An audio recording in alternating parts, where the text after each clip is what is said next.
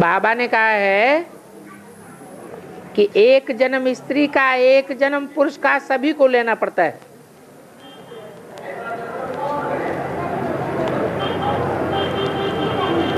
ये बात हमेशा हर जन्म में हर एक के लिए लागू नहीं होती है, क्योंकि कोई कोई आत्माएं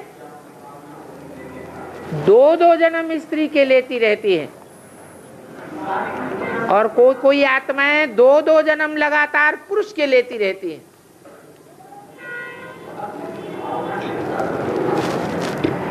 ये ब्राह्मणों के संगम युगी पुरुषार्थ के ऊपर है। जो जैसा पुरुषार्थ करता है वैसा उसका हिसाब बच जाता है। तो एक जन्म स्त्री एक जन्म पुरुष का लेना होता है। तो बाबा सीता के लिए कहा है कि सीता होती है शीतल स्वभाव वाली। तो जब सीता द्वापर कलयुगी जन्मों में पुरुष बनेगी तो शीतल स्वभाव की होगी क्या?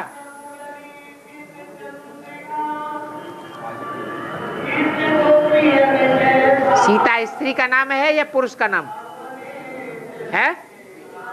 सीता तो स्त्री का नाम है। हाँ, ये कहा जा सकता है कि रुद्रमाला में जितने भी मणके हैं उन मणकों के बीच सबसे कम जन्म पुरुष के कौन सी आत्मा लेगी? रुद्रमाला के 108 मणके। उन 108 मणकों में अंतिम मणका कौन सा है? सीता। तो अंतिम मणका पुरुष के कम जन्म लेगा या और मणके पुरुष के कम जन्म लेंगे? अंतिम मणका ही सबसे कम जन्म लेगा। और जो भी जन्म लेगा उन जन्मों में पुरुष स्वभाव संस्कार तो आवेगा ही, ऐसे नहीं स्त्री का संस्कार रह जाएगा।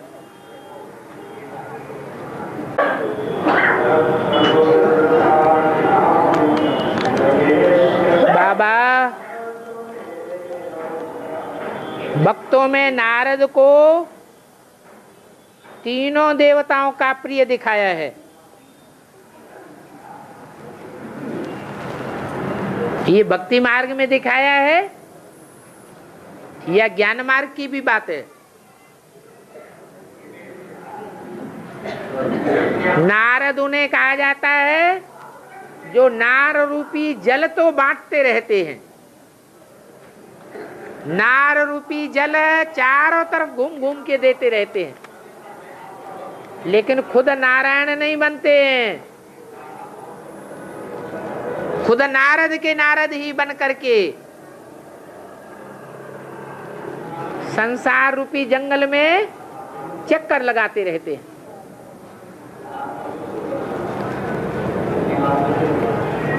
तो भक्ति मार्ग में कहा है कि तीनों देवताओं को प्रिय है नारद।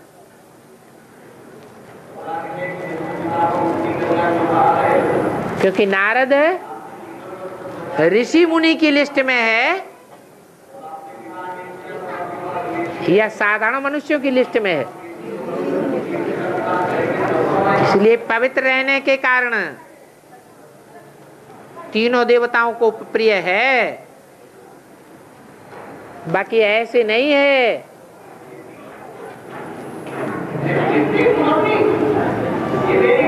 कि तीनों देवताओं को एक जैसा प्रिय है। तीनों देवताओं में जो सर्वोपरि देवता है महादेव, उसको नर से नारायण बनने वाले ज्यादा प्रिय हैं या नारद बने रहने वाले ज्यादा प्रिय हैं? नर से नारायण बनने वाले ज्यादा प्रिय हैं। बोल बोल करने वाले ज्यादा प्रिय नहीं है। जो बोल बोल ज्यादा करते हैं वो ही दो पार्टियों के बीच में झगड़ा कराए देते हैं। इधर की बात उधर और उधर की बात इधर कर देते हैं।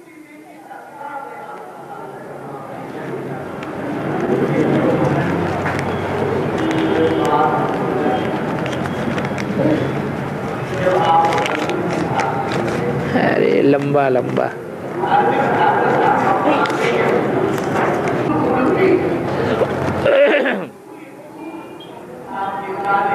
चाहे शंकर हो, विष्णु हो, ब्रह्मा हो, लेकिन ये सभी देवता पत्नी से भी ज्यादा दर्जा भक्तों को क्यों देते हैं? पत्नी से ज्यादा भक्तों को प्रिय क्यों मानते हैं? इसमें बेअदब की बात क्या है? ये भी बात वही है। भक्ति मार्ग में ऐसा दिखाया है कि तीनों देवताएं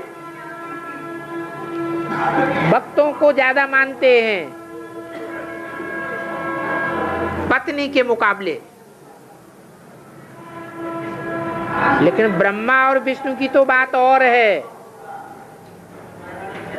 वो ज्ञान दाता नहीं है,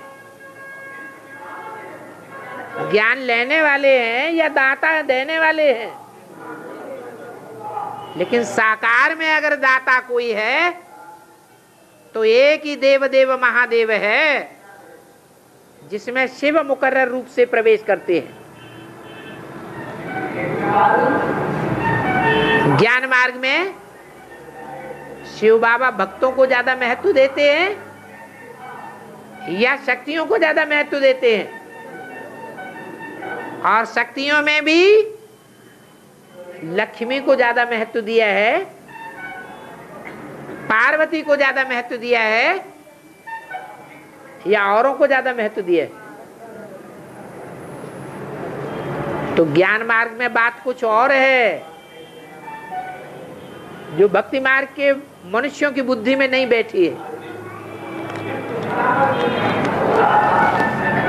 इसलिए सिर्फ टीवी देख देख करके हर बात का फैसला नहीं कर लेना है। ज्ञान की बातों से भी टैली करते रहना है।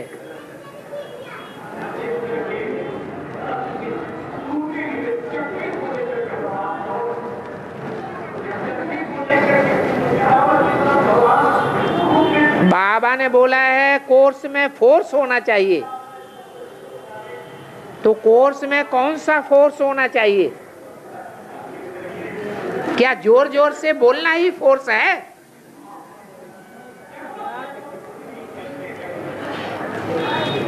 कोर्स देने का मकसद क्या है? कोर्स देने का एम ऑब्जेक्ट क्या है? बाप की पहचान हो जाए, बाप के ऊपर पक्का निश्चय बैठ जाए। आत्मा जो बाप का बच्चा बनती है, उसको सारी दुनिया से श्रद्धा टूटकर किसके ऊपर बैठ जाए? एक बाप के ऊपर श्रद्धा बैठ जाए। अगर इतना काम हो गया तो समझो फोर्स भर गया। वो आत्मा अच्छी सर्विसेबल बच जाएगी।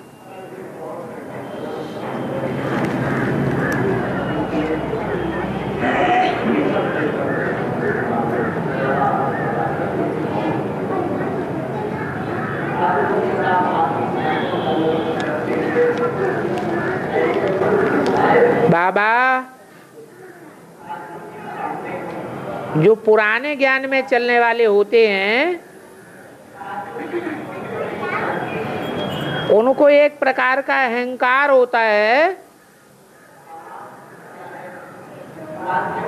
जो नयों को नहीं होता है। पुराने नयों से किस प्रकार से बर्ताव करते हैं,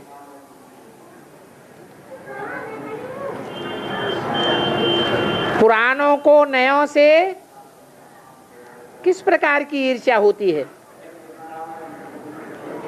और वो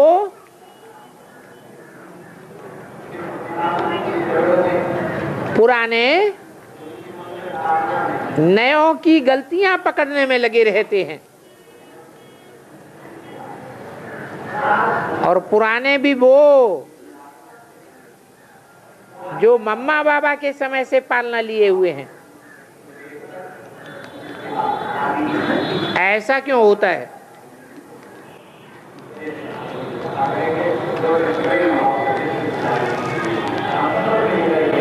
ब्राह्मणों की दुनिया में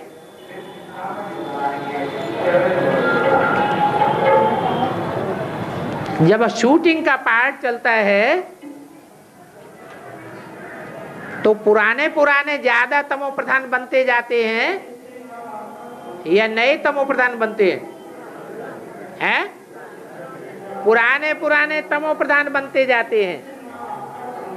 तो जो तमो प्रधान बनते जाते हैं उनको अहंकार रहता है, हम पुराने हैं। ऐसे बीके में भी बहुत पुराने पुराने हैं जिन्होंने मम्मा बाबा से पालना ली हुई है, ब्रह्मा सरस्वती से, और उसी अहंकार के कारण वो भगवान के ज्ञान से वंचित रह गए। ऐसे ही यहाँ एडवांस में भी जो पुराने पुराने इस अहंकार में रहते हैं कि हमने तो मम्मा बाबा से पालना ली है, परंतु ये भूल जाते हैं कि हम तो पुराने तमो प्रधान हैं और नए नए पत्ते सतो प्रधान हैं। नए नए सतो प्रधान बच्चों के साथ हमें बच्चों जैसा व्यवहार करना चाहिए। जैसे माँ बाप अपने बच्चों को पालते हैं ऐसे पालना करनी चाहिए। उनके साथ ईर्ष्या द्वेष नहीं करना चाहिए।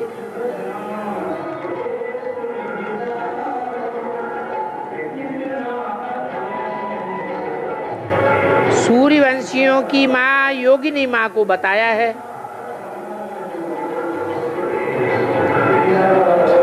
और सूर्य है बाप।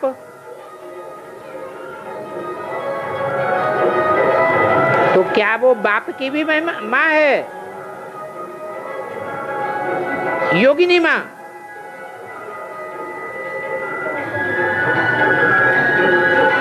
कौन से बाप की बात हो रही है?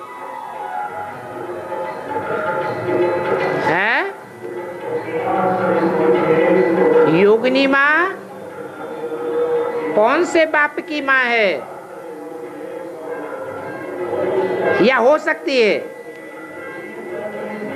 बाप दो हैं बेहद के, एक शिव बाप और दूसरा मनुष्यों का बाप प्रजापिता।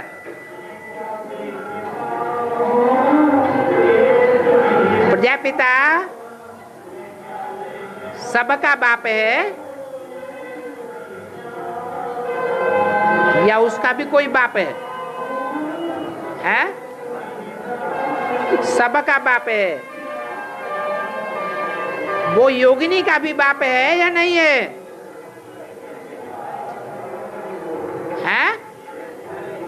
योगिनी का भी बाप है। और जगदम्बा योगिनी की भी माँ है। यहाँ तो पुरुषार्थ की बात है, स्थूल माँ बाप की बात नहीं है। जगदम्बा पुरुषार्थ में पीछे रह जाती है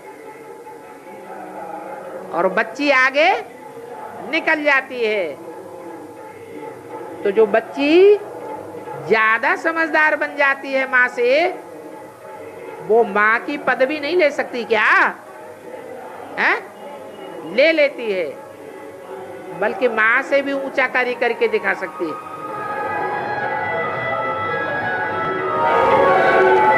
बोला है कोई पोता मेल लिखता है और बाबा को देता है, तो बाबा पोता मेल पढ़ करके लिखने वाले को माफ कर देते हैं। ऐसी बात नहीं है कि पोता मिल लिखने वाले को बार बार माफ किया जाता है। एक बार माफ किया जाता है कि आधा पाप तुम्हारा भस्म हो गया, सच्चा सच्चा बताने के कारण। उसमें भी बाबा ने बोला है, अपना सच्चा पोता मिल देने वाला कोई कोटों में एक है। अगर सच्चा पोता मेल नहीं बताते हैं, उसमें कुछ मिक्स करके बताते हैं, तो और ही पाप चढ़ेगा या भस्म होगा, और ही चढ़ जाता है। तो ये कोई जरूरी नहीं है कि जो भी पोता में लिख करके देते हैं उनका पाप भस्म हो जाता है। पूरा तो भस्म होता ही नहीं है। हाँ, जो लिख करके सच्चा सच्चा देते हैं उनका आधा भस्म हो जाता है। फिर भी अगर दोबारा गलती करते हैं तो वो आधा ही भस्म होगा या परसेंटेज कम हो जाएगा, है परसेंटेज कम हो जाएगा। जितनी बार पोता मेल देते रहेंगे, बार बार गलती करते रहेंगे, तो माफ होने की परसेंटेज घटती जाएगी।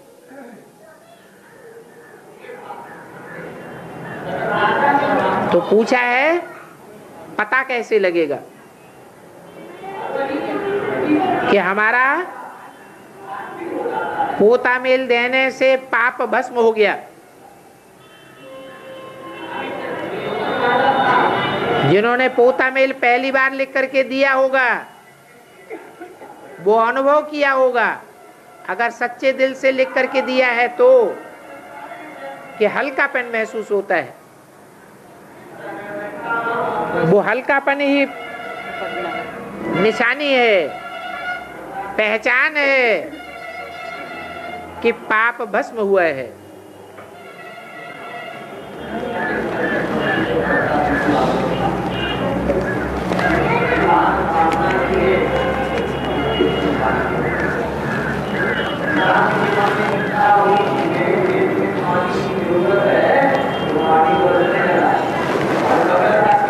चलो